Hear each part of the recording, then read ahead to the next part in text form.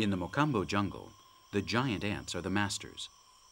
They are the biggest in the world, and this species only lives in the heart of the Amazonia. 2 centimeters long, a sting like that of the bees, their kin, and jaws as sharp as razors, the ants of the Dinaporena genus here are not the innocent little bugs they are in Europe. Of less gregarious habits, but equally as active, these insects live with their large bodies close to the ground. It is estimated that the sting of 10 of these insects can cause the death of an adult male.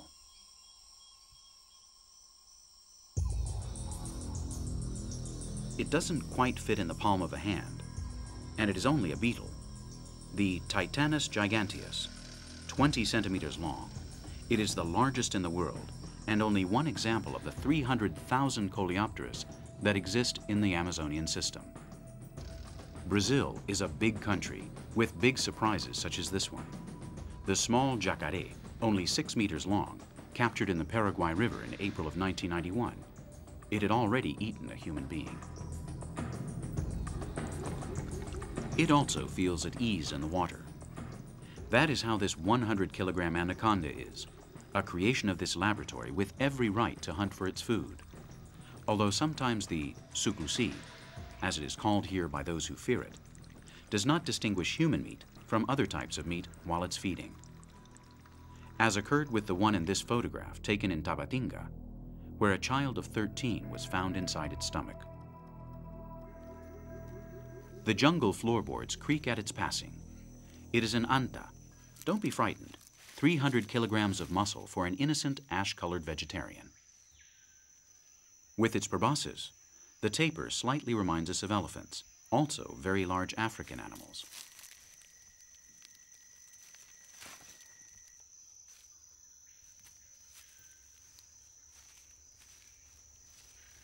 Without any enemies, except for human beings that enjoy its lean meat, the tapirs peacefully camp in the forests, yielding their throne to the 3rd largest feline in the cat universe, the jaguar, the painted onça, as it is called here, maximum exponent of a powerful and vigorous zoology, although threatened. The Amazon felines will occupy a frame of honor in this Travelers series, where everyone has a place.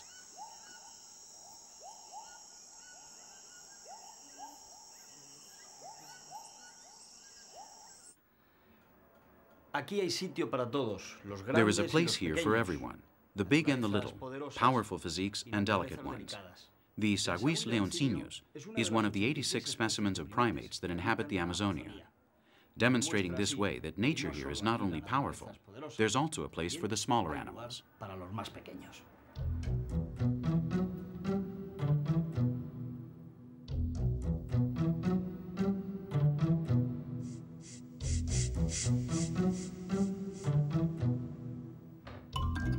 Just like that of King Kong, the heart of our Kingi Kongi, our minute star, also belongs to someone.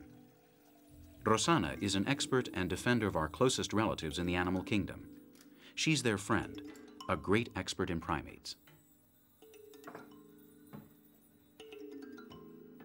She reluctantly keeps this Amazonic gem in her house, a gem that lost its shine the day it was kidnapped by a mafia of traders of free fauna. Kingi Kongi cannot go back to living in nature.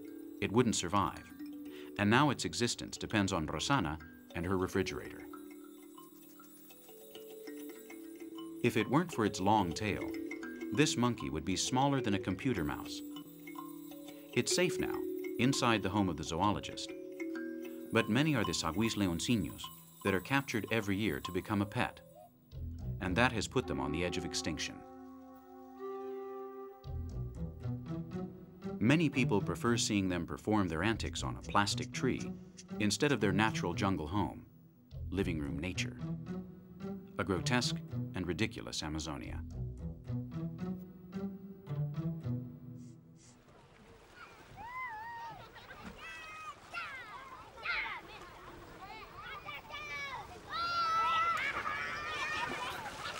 Of the 140 million people who inhabit Brazil, 20 are in the water.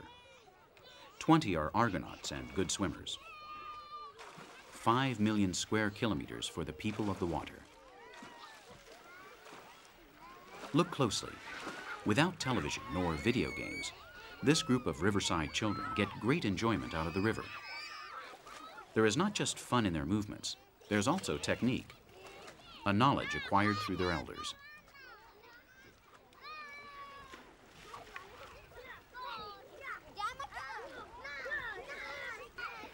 Nothing is virtual here.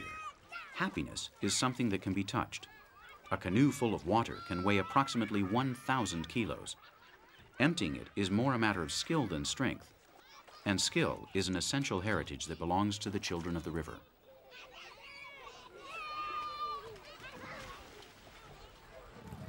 The Amazon is a humanized river, and this series is not going to ignore that. We are interested in its natural resources, its problems, and above all, its people. The Amazon planet is full of kind and sociable natures.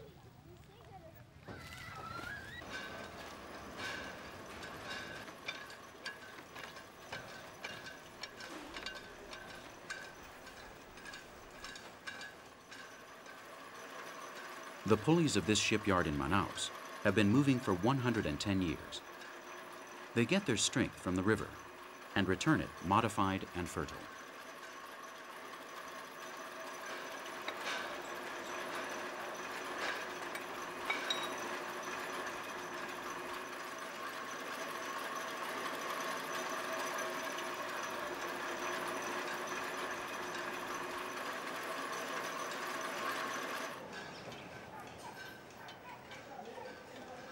Propellers for boats are made here. As in the painting La Fragua, energy is not destroyed by blows of mallets and sledgehammers, but rather it is transformed. Big ships and little boats caulk their hulls injured in 1,000 fluvial battles, or renew their propellers in this factory of miles and melancholy. The small boat is ready and leaves the dry dock, pushed by a stronger motor and a new propeller. The navigators are serious. If something breaks during the maneuvering, their lives will be distorted. They not only travel in this boat, they also live here, and they return, serene, to the river that carries them.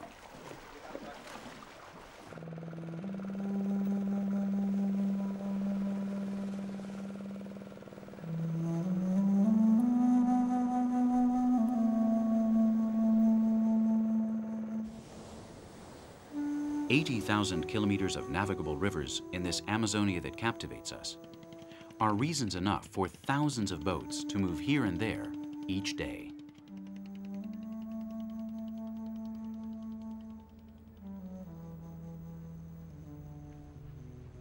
Of the 113 trillion square meters of disposable water for terrestrial use, 16 trillion are reserved by nature for the men and women of Amazonian Brazil. A gift that cannot be wasted. 15% of the world's fresh water.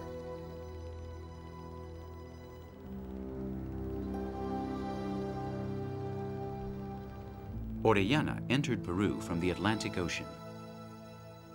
Let's imagine his feet in vessels similar to the ones that we have filmed in today's 21st century Brazil. What do you think?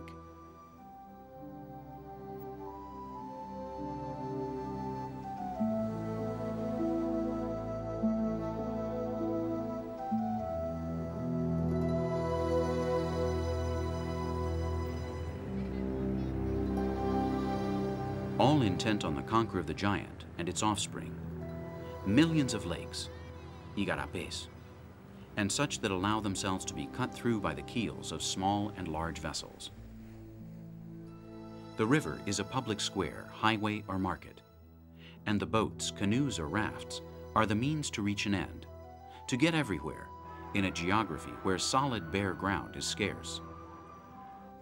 Family visits, attending funerals, or business meetings can all involve various days of journey down the river. Many souls depend on the river for their living, and much is the country folk that grows around it. The Amazon planet also has its astronauts. If not, take a look at the clothing these stevedores are wearing. In the great Amazonia, one can go navigating anywhere. But indeed, without a watch, things have a different rhythm here. Logical transportation in the land of calmness and slow pace on a human scale.